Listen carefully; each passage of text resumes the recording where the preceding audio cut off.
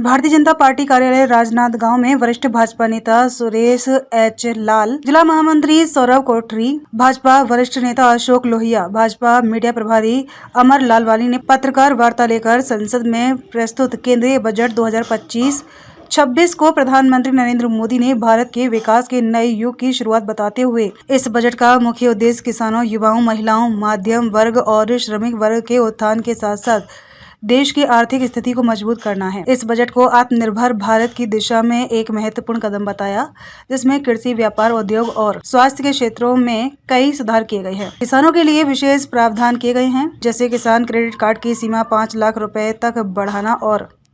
Urea उत्पादन में आत्मनिर्भरता के लिए नए संयंत्र स्थापित करना। बजट में एमएसएमई को लोन की सीमा बढ़ाने, स्टार्टअप के लिए 10,000 करोड़ रुपए का फंड और भारत को ग्लोबल खिलौना हब बनाने जैसे प्रावधान शामिल हैं। इसके अलावा कैंसर जैसी गंभीर बीमारियों के इलाज के लिए दवाओं पर टैक्स छूट और स्वास्थ्य सुविधाओं को बढ़ाने का ऐलान भी किया गया है। इस बजट में आधारभूत संरचना के लिए राज्यों को 1.5 लाख करोड़ रुपए और शहरी विकास के लिए 1 करोड़ रुपए का फंड आवंटित किया गया है। इसके साथ ही ग्रामीण क्षेत्रों में रोजगार के अवसर सृजित करने और सामाजिक सुरक्षा योजनाओं के तहत लाखों लोगों को लाभ पहुंचाने के प्रावधान हैं।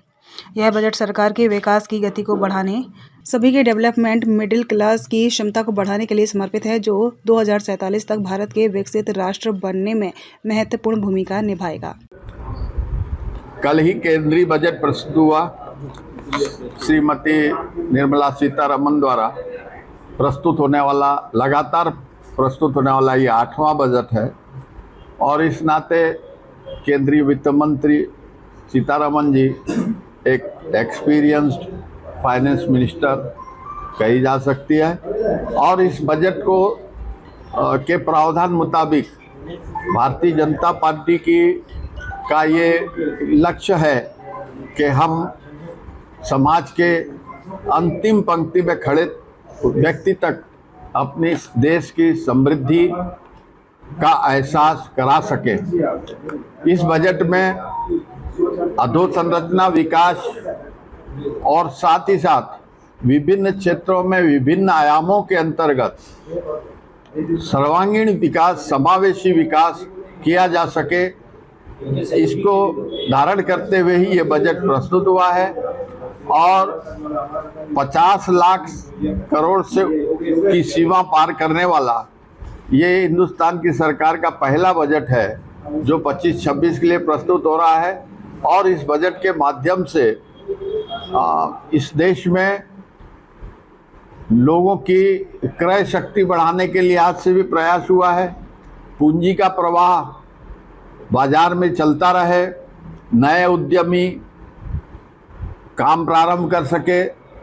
उन्हें पूंजी की उपलब्धता रहे। साथ ही साथ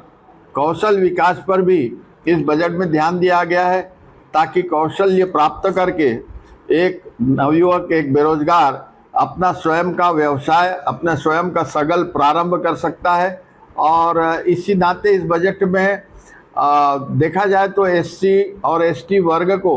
पिछड़ा वर्ग को, ग्रामीण क्षेत्र को, किसानों को, इन सारे लोगों को एड्रेस करते हुए बजट में विविध प्रावधान है और किंतु अंतिम लक्ष्य यह है कि यह देश विकास की ओर अग्रसर होता रहे, इस देश के लोगों का जीवन स्तर और संपन्न होवे। इस प्रयास के साथ मोदी सरकार ने ये बजट प्रस्तुत किया है और मैं ये मानता हूँ कि ये जनता का बजट है, विकास को ध्यान में रखते हुए बनाया हुआ बजट है और यह देश आगामी 25-26 के वित्तीय वर्ष में इन लक्ष्यों को प्राप्त करने की ओर अग्रसर होगा। अभी हम 5वीं अर्थव्यवस्था में हैं, इनकी अर्थव्यवस्था में आने में ये बजट कितना कारगर साबित होगा? निश्चित तौर पर जिस तरह से व्यावसायिक गतिविधियाँ, उत्पादन की गतिविधियाँ, कृषि उत्पादन में वृद्धि की गतिविधियाँ, सारे गतिविधियों के द्वारा हम अपनी इकोनॉमी का आयाम या जिसका कहने जो वॉल्यूम, आयतन, हम उसका बढ़ा रहे हैं और निश्चित तौर पर जैसा कि मोदी जी ने अपना संकल्प व्यक्त किया, अगले 5 वर्ष के अंदर यानी मोदी 3 की अवधि के अंतर्गत